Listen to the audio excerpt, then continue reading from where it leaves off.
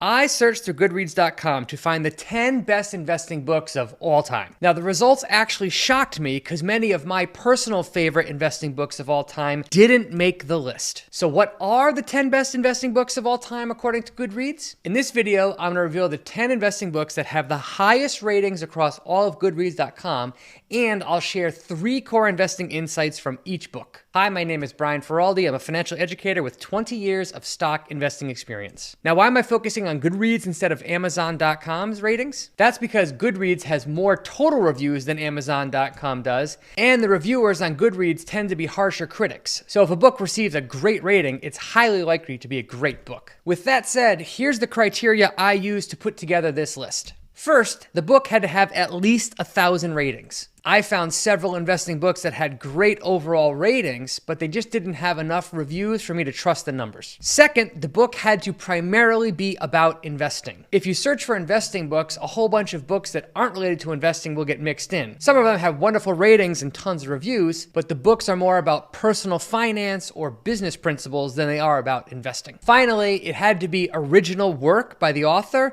not just a compilation of work from others. So I found several highly rated books that were essentially compilations of letters that Warren Buffett wrote to his shareholders, and I don't consider these to be original pieces of work. So with that criteria in mind, here are the 10 best investing books of all time according to Goodreads.com. Number 10 is Security Analysis by Benjamin Graham and David Dodd. This book has a 4.3 rating on Goodreads.com, and over 9,000 people have reviewed it. The 3 biggest takeaways from this book are: first, make sure that you know the business. You should have a thorough understanding of the financials of a company before you make an investment. Second, this book introduced the concept of intrinsic value, that a company has an internal value to it, and you should only buy when the company is trading below that value. And third, this company emphasizes protecting the downside. Graham talked about prioritizing the safety of the principal over chasing high returns. Book number 9 is The Most Important Thing by Howard Marks. This book has a 4.32 star rating on Goodreads.com, and more than 15,000 people have reviewed it.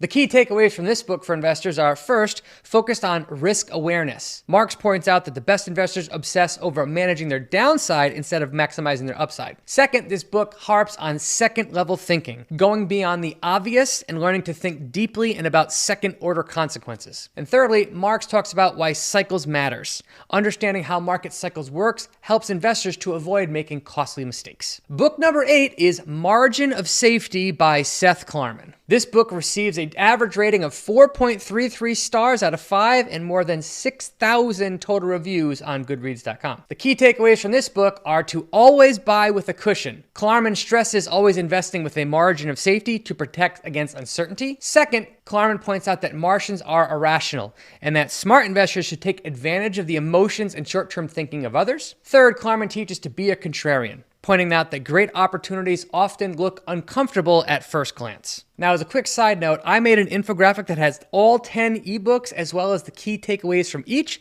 If you want a free copy of that, just visit longtermmindset.co/Goodreads or click the link in the video description and I'll email you a copy. The 7th best book of all time is called The 5 Rules for Successful Stock Investing by Pat Dorsey. This book has a 4.38 star rating and more than 1,800 total reviews. Now, this book is obviously about the 5 rules of successful stock investing, but a few key takeaways for investors are: first, make sure that you understand the business completely before you buy. You need to know what's going to drive the company and make it successful. Takeaway number 2 is to always dig into the financials. The book talks about how to read the income statement, balance sheet, and cash flow statement to assess the actual health of the business. And third, this book teaches the concept of focusing on moats, pointing out that great investments come from companies that have a sustainable competitive advantage working for them. Greatest book of all time, number 6, is How to Avoid Loss and Earn Consistently in the Stock Market by Percentage-It Paul. This book might have a long title, but it has an overall rating of 4.39 and more than 2,300 reviews. The key takeaways from this book are: 1, always put capital preservation first. In other words, avoiding big losses is the real key to compounding. Second, this book stresses the importance of going for clarity over complexity, and that using simple frameworks can help investors to avoid making emotional mistakes. And third, this book points out the benefits of buying low-risk, high-reward stocks. And it points out that investors should seek asymmetric opportunities that offer high upside potential with minimal downside risk. Moving on to the 5th best investing book of all time, that brings us to Poor Charlie's Almanack, which is edited by Peter Kaufman. This book gets an incredible 4.41 stars on Goodreads.com on more than 15,000 total ratings. And this book is a compilation of the wit and wisdom of Charlie Munger, the longtime second-hand lieutenant of Berkshire Hathaway. This book covers a lot of ground, but when it comes to investing, Poor Charlie's Almanack focuses on 3 big principles. First, understand the concept of circle of competence. Munger has stressed for years that you should only invest in businesses that you deeply understand. Second is that you should avoid big mistakes. Munger points out that it's far easier to avoid stupidity than it is to chase brilliance. And third, this book stresses the importance of long-term thinking. Munger has long advocated for buying great businesses and letting compounding do the heavy lifting. That brings us to the 4th best investing book of all time, which is The Simple Path to Wealth by J.L. Collins. This book receives an incredible 4.43 stars out of 5 on more than 27,000 total ratings. Now, J.L. has long been an advocate for investing in index funds, and those principles shine through loud and clear in this wonderful book. Collins talks about the importance of keeping it simple, stressing how buying simple index funds and consistently investing in them beats complexity of using other strategies. Second, Collins points out the importance of avoiding debt, and he says that freedom grows when you minimize your other financial obligations. And third, Collins points out that money's highest use is to buy yourself time, pointing out that wealth isn't about acquiring stuff, it's about acquiring control over your time. That brings us to the 3rd best investing book of all time, which is The Joys of Compounding by Gautam Baid. This book, which was published in 2019,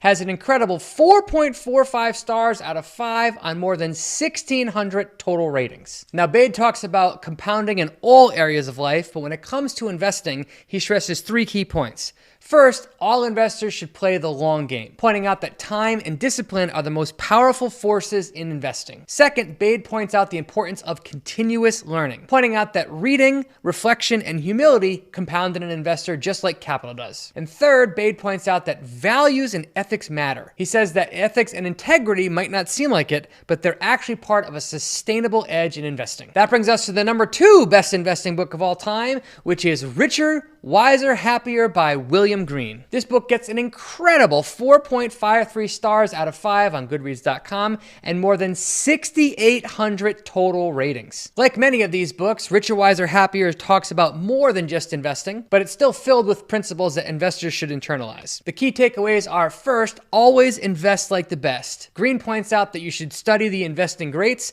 and personalize their principles to fit your investing temperament. Second, Green stresses the importance of focusing on the inner game of investing versus the outer game of investing. Green points out that focusing on patience, humility, and emotional control will actually drive an investor's long-term success. And third, Green points out that simplification is the key to winning. By studying the best investors of all time, he found that focusing on simple ideas that they deeply understand is the key to long-term success. And that brings us to the number 1 investing book of all time, according to Goodreads.com, which is What I Learned About Investing from Darwin by Palak Prasad. This book, which was published in 2023, has an incredible 4.58 star rating on Goodreads.com, and that's on more than 1,500 ratings in total, which makes it the highest rated investing book on all of Goodreads.com. Now, if you've never heard of this book, you're completely forgiven because it is relatively new, but here are the 3 key takeaways from this incredible book. First, the book points out that adaptability is a more important trait than strength. Prasad points out that just like with species, it's investors that are best able to adapt to a changing environment, not the strongest or the smartest investors in any environment, are the ones who actually survive for the long term. Second, Prasad points out the importance of avoiding extinction events. Just like species go extinct from catastrophic change, investors must protect themselves from going broke by taking on too much risk. And Prasad points out that focusing on survival means avoiding ruin at all costs. And then third, Prasad points out that in nature and investing, having a small, consistent edge, like lower fees,